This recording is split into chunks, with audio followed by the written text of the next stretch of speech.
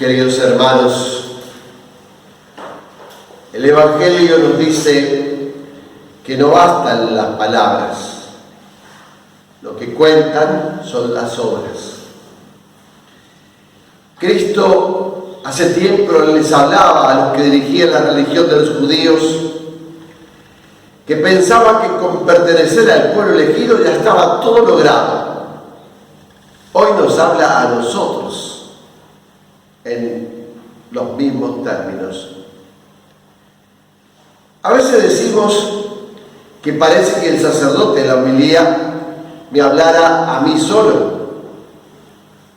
Es que el Señor es quien nos habla desde su palabra, y es evidente que en algunas oportunidades nos agarra infraganti, porque cuántas veces decimos sí y hasta lo repetimos, sí, sí, sí, y luego es nada, nada, nada. Es evidente que en este Evangelio nos muestra nuestra debilidad, pero jamás nos deja abandonados allí. Él nos orienta por dónde es el camino. Jesús nos enseña claramente que lo decisivo en la vida cristiana es el compromiso por el reino de Dios. Fíjense esta curiosidad, que esta temática parece entenderla más las personas alejadas, como son los publicanos y las prostitutas, que los administradores de la religión. ¿Cuántas veces hemos visto que alguien que participa en un retiro o en un encuentro, llegando desde las periferias humanas, desde la distancia con Dios y lo religioso, que han llegado a experimentar el sabor amargo del pecado, viven una profunda conversión, quedando sumamente agradecidos a Dios por la nueva oportunidad de vida, por la misericordia derramada sobre su corazón. En cambio, si participa alguien perteneciente a la legión de los que se creen los buenos, seguramente finaliza la experiencia con cierta alegría, pero tal vez continúe por la senda de los mediocres, aquella que había recorrido siempre. Este domingo el Señor vuelve a decirnos: las palabras no bastan, hacen falta las obras. Debemos seguirlo a Jesús, que no solo dijo, sino que hizo. Si recorremos la vida de los 2000 años de cristianismo, vamos a descubrir muchísimas palabras muy hermosas, doctrinas claras, pero debemos recordar que la verdadera fe, ayer, hoy y siempre, la viven quienes saben traducir el Evangelio en los hechos cotidianos. El problema está en si el Evangelio que Jesús nos ha traído le respondemos con nuestro compromiso o quedamos solo en palabras bonitas, superficiales. Se corre el riesgo de admirarnos ante las palabras del Evangelio, pero quedan ahí sin cumplirlas, sin que las hagamos hecho real y concreto en nuestra vida. No olvidemos el dicho, fruto de la sabiduría de los sencillos: obras son amores y no buenas razones. Que el sí sea sí. El Evangelio que tenemos ante nosotros nos recuerda que, en primer lugar, debe haber hechos antes que palabras. Comenzamos viendo por el segundo hijo, quien expresó sí, pero luego no fue.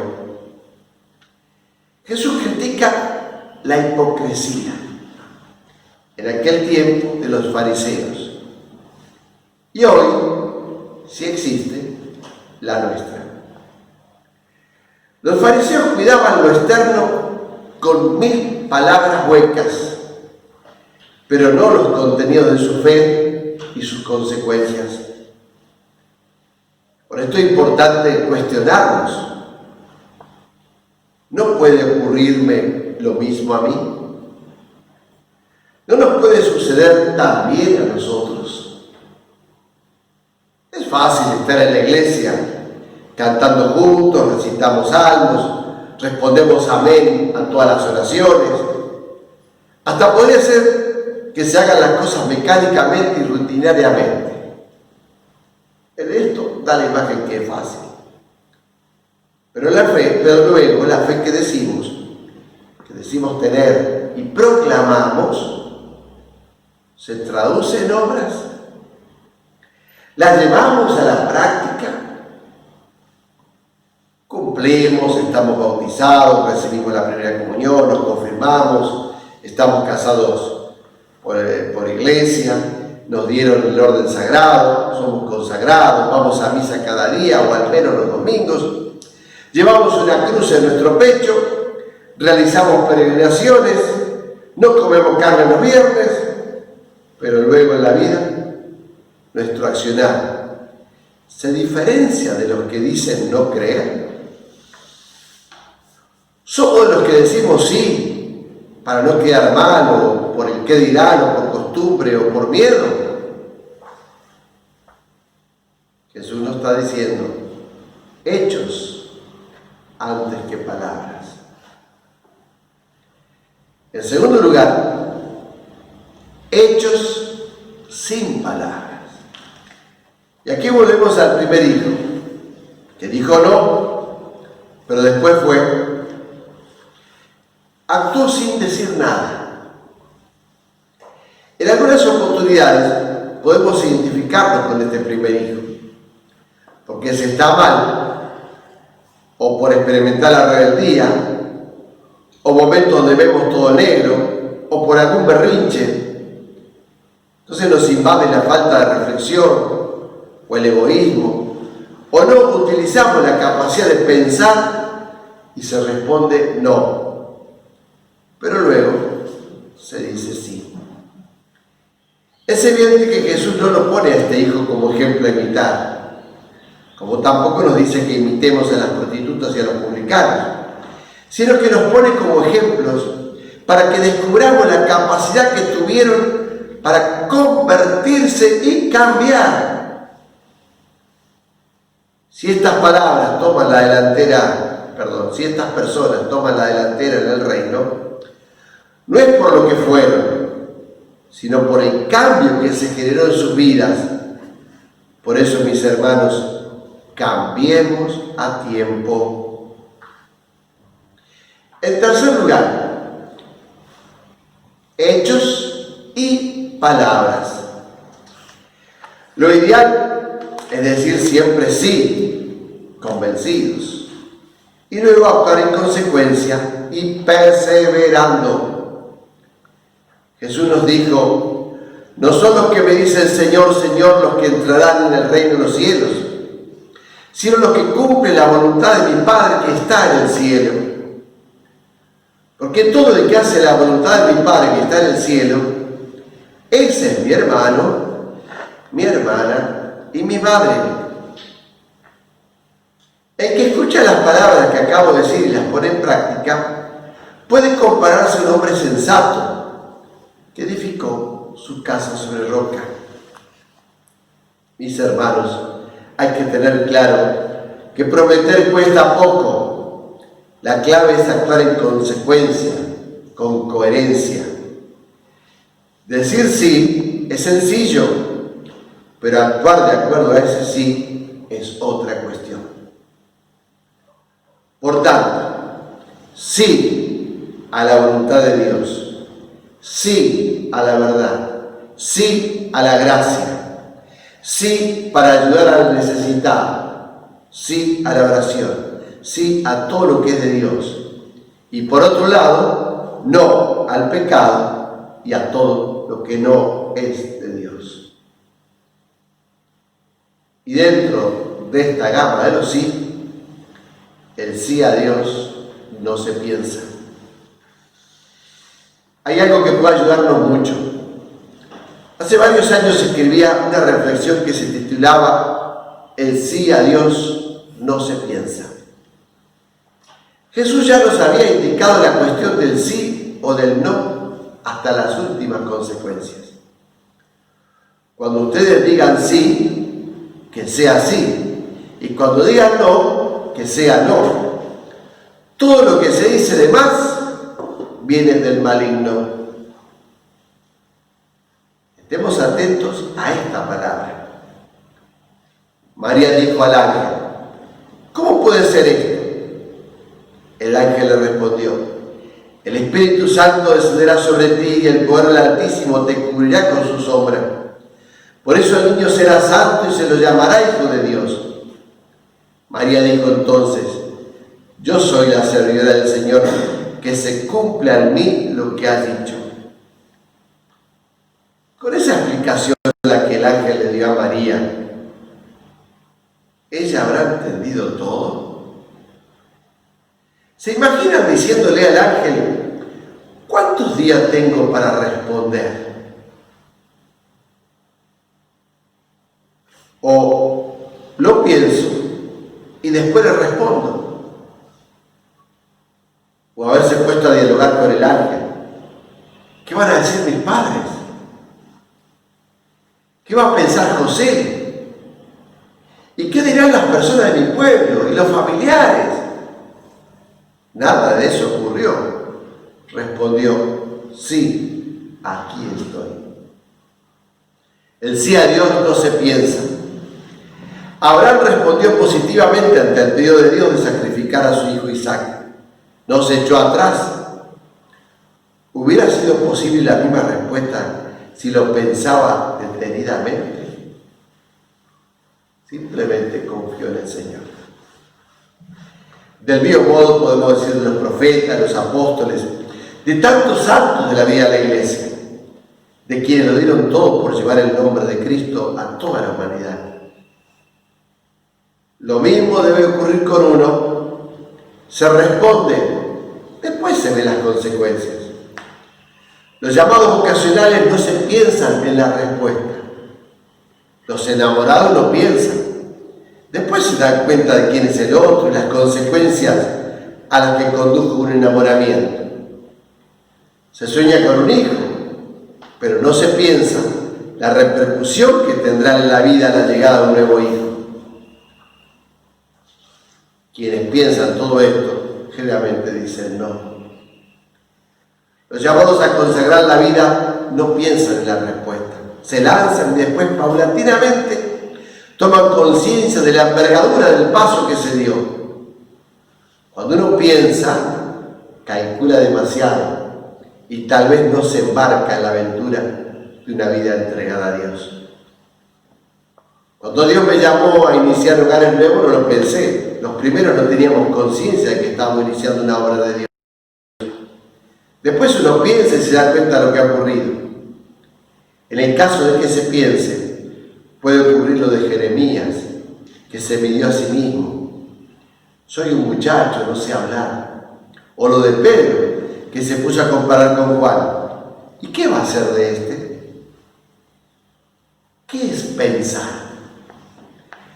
En un sentido estricto, pensar es pesar. Se pesa lo conveniente o lo inconveniente de cada cosa o decisión.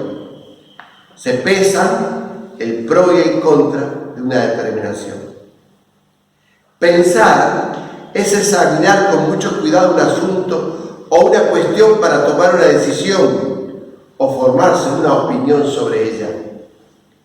En este caso, ante un requerimiento de Dios o un llamado de Él, se respondería: pensaré en lo que me propones, lo meditaré, y la semana que viene, o cuando pueda, te respondo.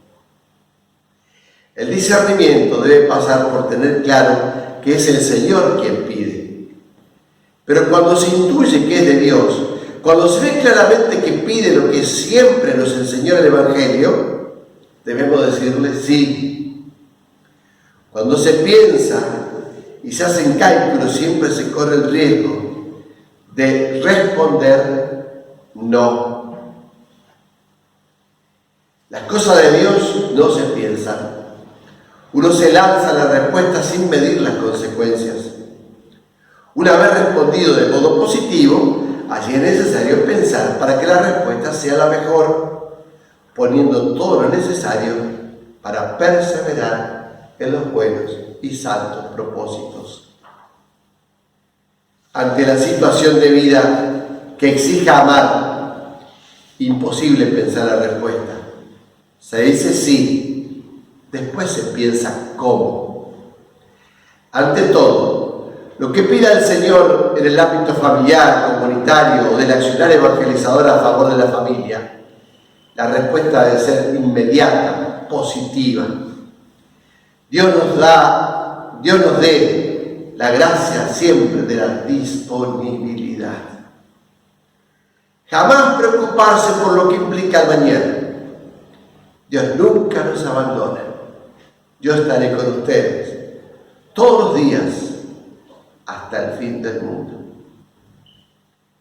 Si los pájaros del cielo y los lirios del campo tienen todo, ¿cuánto más los seres humanos que deciden responder a cada llamado de Dios con actitud pronta y generosa? Jesús reprende a los fariseos con dureza, tratándolos de hipócritas, porque dicen cumplir: voy, Señor, pero no van. En cambio, aquellos que habiendo dicho que no, pero luego cambiaron y fueron abrazados por la misericordia, son alabados por Jesús. Llevan la delantera en el reino de Dios.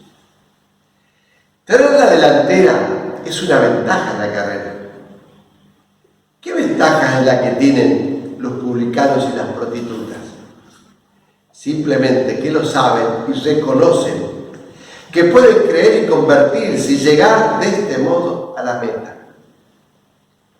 El camino es ser fieles a Dios, realizar lo que Dios quiere, no diciendo Señor, Señor, sino poniéndolo en práctica con obras. Este es un paso que muchas veces no todos damos. El Señor nos llama una vez más a nuestra conciencia para que nuestra relación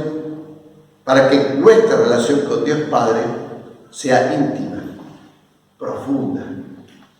Es decir, para que aceptemos su voluntad de corazón. Él conoce nuestra debilidad, conoce el paño con el que estamos hechos. No podemos engañarnos. Seamos siempre muy humildes para responder al Señor. También, mis hermanos, el sí implica el compromiso comunitario. Sabemos bien que no hay evangelización sin la creación de comunidades comprometidas. Pero qué feo cuando en la comunidad se dice sí a los hermanos y después se no a la hora del compromiso. ¿Cómo construir una comunidad así? Es lo que parece decirnos San Pablo en su carta a los Filipenses. Permanezcan bien unidos, tengan un mismo amor, un mismo corazón, un mismo pensamiento. Que cada uno busque no solamente su propio interés, sino también el de los demás. El camino cristiano es comunitario. No podemos buscar la propia santificación sin preocuparnos de la de los demás. Teniendo los mismos sentimientos de Cristo, que se compadecía tanto a la hora de dar alimento como de perdonar los pecados. Vemos mucha gente que se acerca a las parroquias pidiendo bautismo, catequesis para niños, algunos pocos casamientos, misas para difuntos, quinceañeras. En general todos dicen ser católicos, pero con una fe absolutamente superficial en su mayoría. Ahora yo pregunto, ¿Cuántas de esas personas se sienten invitadas a construir y vivir comunitariamente? Sabemos que no hay evangelización si solo anunciamos los valores del Evangelio, pero sin fomentar el seguimiento de Jesús, construyendo comunidades cristianas comprometidas con lo concreto en la cotidianidad. Pero para invitar, las comunidades tienen que ser atractivas, serias, responsables, y esto implica necesariamente que en su interior los miembros sepan respetar el sí como un sí y el no como un no. Esto es parte del hacer, del aterrizar el Evangelio en lo cotidiano en la vida comunitaria. Por eso, lo importante no es hablar, sino hacer. Y el hacer se vive al interior de la comunidad cristiana y en el compromiso con mejorar el mundo y las familias que nos rodean, con acciones palpables. Y esto comienza con la autenticidad de la palabra en la intimidad de una comunidad. Los publicanos y las prostitutas en la delantera del reino de Dios. El ejemplo que pone Jesús descubre la falta de compromiso de quienes lo están escuchando. La conversión no es un asunto de solemnes actitudes, sino una llamada impostergable a la fraternidad, a la comunidad, porque todos somos hermanos, rodeados del cariño del Padre y poseedores de su Espíritu. Esto le dolía a las autoridades judías, que se autoconsideraban auténticos seguidores de Dios e inigualables hombres de fe. Pero Jesús pone en la carrera hacia el reino personas que eran consideradas una lacra social, las prostitutas y los publicanos. Eran personas despreciadas e inadmisibles entre la gente de bien. Jesús ridiculiza todos los pedestales creados por el sistema religioso. Muchos ejemplos de Jesús estaban en la misma línea. La viejita que echa una monedita en la alcancía del templo, valiendo mucho más que el dinero del rico que se hacía propaganda por su aporte. La mujer que derrama sobre Jesús el caro perfume en la cena de la casa de Mateo, recibe la llave para entrar al reino antes que los importantes invitados a la cena. Al final de la vida, mis hermanos, se nos cuestionará sobre lo que hicimos por cada uno de los pequeños. Todo esto es posible realizarlo en la medida que no intenten ser acciones aisladas, individuales, sino fruto de una comunidad que vive la unidad, sostenida por un amor y respeto que consolida la palabra dada entre sus miembros y que se construye con una serie de sí que brotan de una relación evangélica y madura. Eucaristía y compromiso del sí frente a las necesidades de los hermanos. Ya lo hemos escuchado muchas veces. No hay comunidad cristiana sin Eucaristía. Además, debemos recordar que Eucaristía y compromiso comunitario están esencialmente unidos. Ni Eucaristía sin compromiso comunitario, ni compromiso con los hermanos sin Eucaristía. Es precisamente la Eucaristía donde renovamos los sentimientos de Jesús, de los que nos habla San Pablo en su carta. Sabemos que le siguen otras consideraciones como consecuencia de la desunión en que viven los filipenses, y termina con el bello himno a Cristo, auténtico modelo de vida que no hizo alarde de su categoría de Dios, sino que pasó por uno de tantos, uno más de nosotros. En la Eucaristía se queda en un trozo de pan, y compromiso con los hermanos reluce si vivimos el don de la humildad. Los hermanos de la parábola seguramente reflejan las comunidades cristianas de los filipenses, donde cada uno hacía y deshacía, guiados más por los gustos personales que por un serio compromiso comunitario y una seria coherencia cristiana. Concluyendo, mis hermanos, en definitiva, el Maestro nos está advirtiendo que lo verdaderamente importante son las obras y no las lindas palabras. Lo recordamos más arriba. No son los que me dicen Señor, Señor los que entrarán en el reino de los cielos, sino los que cumplen la voluntad de mi Padre que está en el cielo. Mateo nos dice que el juicio final no va a pasar por las bellas palabras que hayamos dicho, sino por las obras. Vengan, benditos de mi Padre, porque tuve hambre y ustedes me dieron de comer, tuve sed y me dieron de beber. Y a otros los rechazarás por no haber cumplido las obras de misericordia. Recordemos a San Juan de la Cruz, que nos dijo que en el atardecer de la vida seremos juzgados en el amor. En los tramos finales de un campeonato de fútbol es importante para los equipos que llegan a esas instancias decisivas depender de sí mismos y no de otros resultados. Lo que nos enseña Jesús es justamente eso, que el tema de nuestra salvación depende de nosotros mismos. Es a nosotros a quien Cristo invita a que vayamos a trabajar a su viña, a que nos juguemos en el amor para conquistar el reino. Podemos llenarnos, como decíamos, de la boca de lindas y cautivantes palabras, pero reflejan nuestro modo de vivir. Hay que armonizar la vida con la fe. Esta respuesta puede ser muy diversa, como la de los dos hijos de la parábola, pero debemos esforzarnos por responder con una conducta de hechos y no solo de buenas palabras. Planteamos tres posibilidades. ¿Con cuál nos identificamos? El segundo hijo que dijo sí, pero después no. El primero que dijo no, pero luego fue sí.